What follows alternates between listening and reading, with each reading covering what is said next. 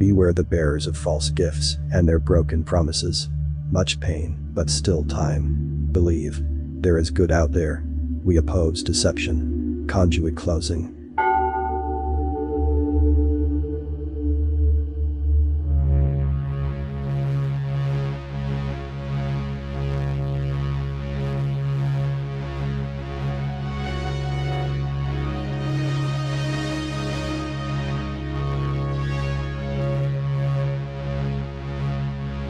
From Chief of Operations to all governments, militaries, and citizens of Earth.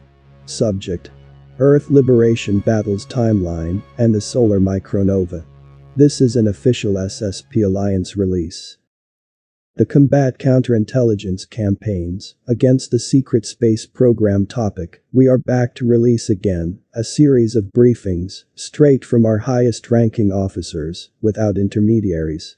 We strongly recommend that you disregard information regarding the secret space program that is not coming directly from us. Some of the disclosures we have brought forward have been compromised. Fake secret space program veterans, super soldier imposters, and ET contactees have released considerable misinformation. To keep humanity from fighting for freedom with a false sense of security, they are peddling the narrative that the Mars colonies, Moon, and Antarctica bases have been liberated from the gray alien and reptilian forces.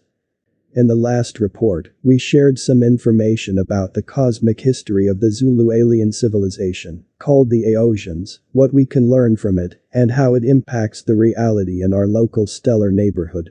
This time, we will share some shocking information about the Earth liberation battles and the solar micronova.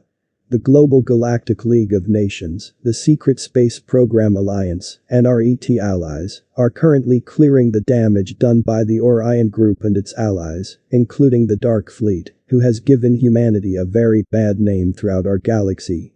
The GGLN Armada is working its way from the outer rim of our galaxy to Earth, undoing as much of the damage the Orion Group and the Dark Fleet have caused. In some cases, Dark Fleet personnel have been delivered to star systems to be tried for crimes against that civilization. It apparently takes the GGLN Armada until the year 2025, in our timeframe, to work their way back to begin liberating our solar system.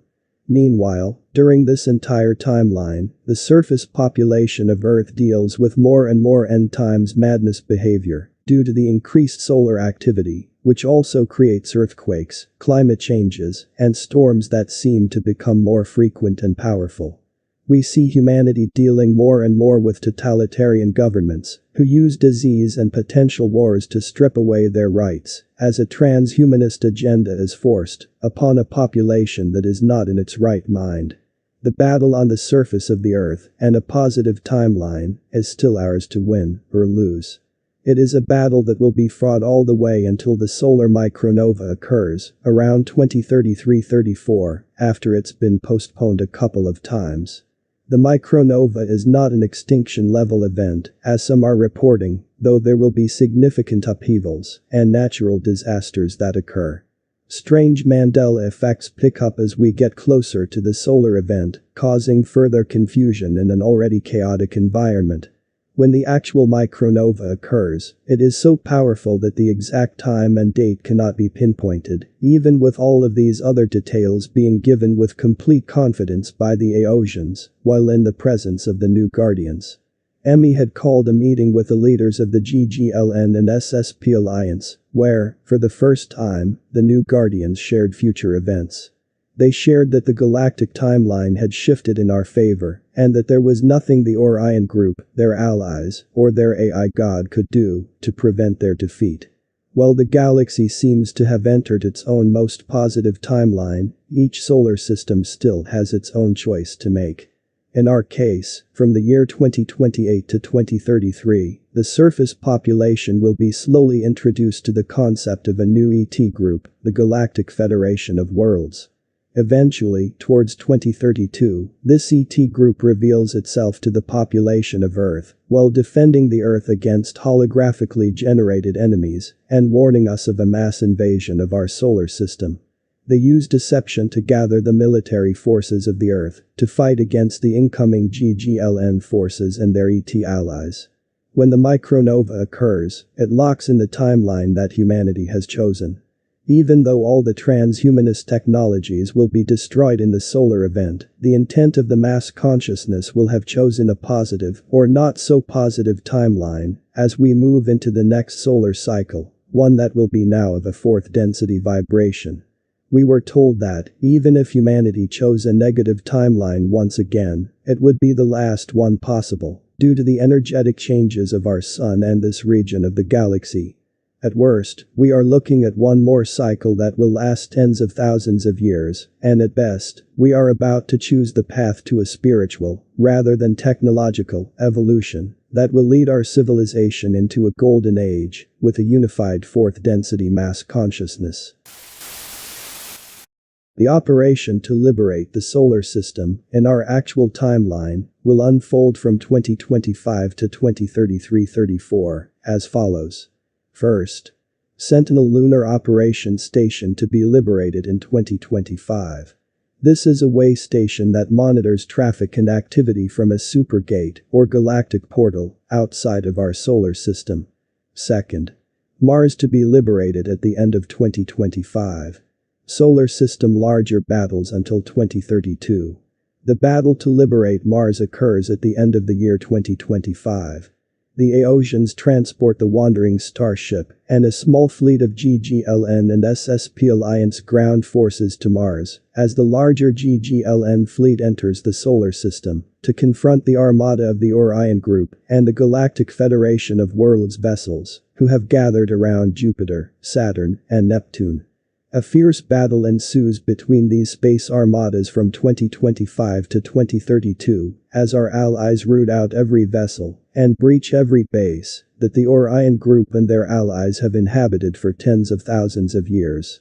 Most of the ET bases exist within dimensional pockets that must be invaded and collapsed one by one. Third, Ceres Station to be liberated in 2026. Ceres Station, the ICC mining operation, and their automated defense system in the asteroid belt are liberated in 2026, allowing the GGLN and SSP Alliance fleet to push further into the solar system and face Orion Group and Galactic Federation of Worlds fleets that are left in the inner solar system. Fourth, LOC Base Complex and the Moon to be liberated in 2027. The GGLN forces invade the Moon to liberate the LOC base complex and to remove all negative alien bases in the year 2027. Liberating the Moon finally ends the increasing alien abductions of millions of people on the surface of the planet, carried out by the Orion Group and their gray alien biodroids, as reported on the SOS They're Taking Us video series, presented to you. Fifth, ICC spaceport in Antarctica and Inner Earth battles in 2028 to 2032. In 2028, after the battle to liberate the Moon and the LOC, the GGLN gather the intel they needed to invade the ICC spaceport in Antarctica, and then fight their way down through the spaceport and then miles down into the Earth's crust as they follow the tunnel networks that lead from the spaceport to dozens of ICC and Orion Group DUMs, deep underground military bases. This last battle then leads down to the vast inner Earth realms and lasts until 2032. Be patient, be strong. We are in this together. This is Corey Goode, and this has been an official Secret Space Program Alliance update. For more updates, go to ascensionworks.tv.